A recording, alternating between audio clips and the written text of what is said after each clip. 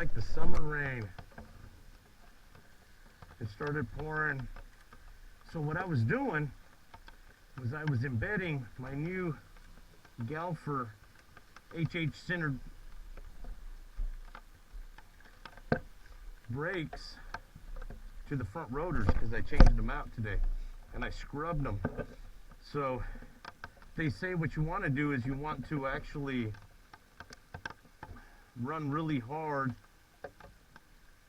and brake between 6 to 15 times, starting off at 30, bringing it down not to a complete stop, just to a rolling stop to about 5 miles, and then take off and do it again. And do that for a bit and then keep riding for about 5 to 15 minutes. Let the rotor cool down to embed that in there so it doesn't glaze. So the last set that I had, they were still good. The problem was they glazed over.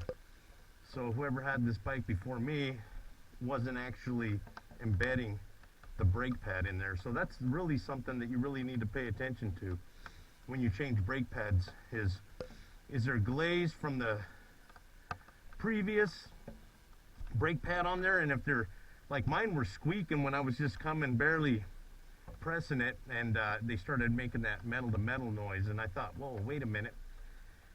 So I realized, hey, I need to get some new pads. So I got some new pads and I pulled those other ones off, and they were definitely glazed over and they were shiny.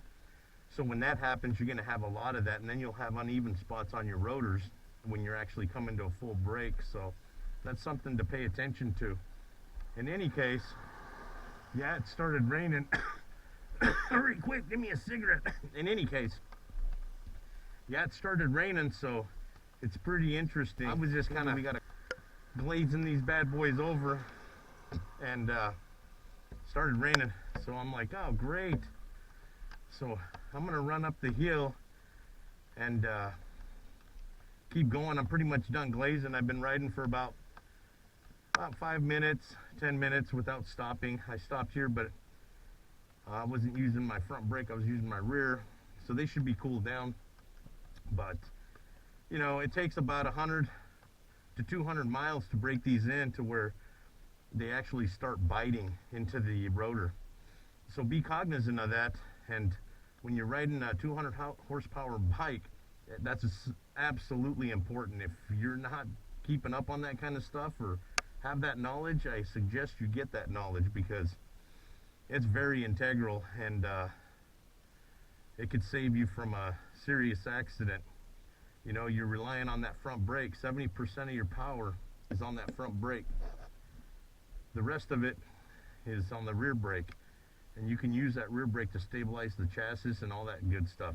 But that's part of practice.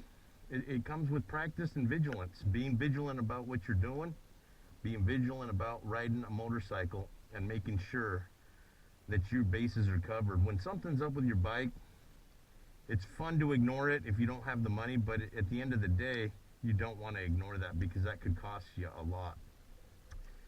If it's something that can take a little time to fix, but you know what it is, then you can kind of make some adjustments in your riding skill and style to compensate for that. But at the end of the day, you've really got to be careful. You really have to pay attention to these, because 200 plus horsepower, man, it's definitely not something to play with.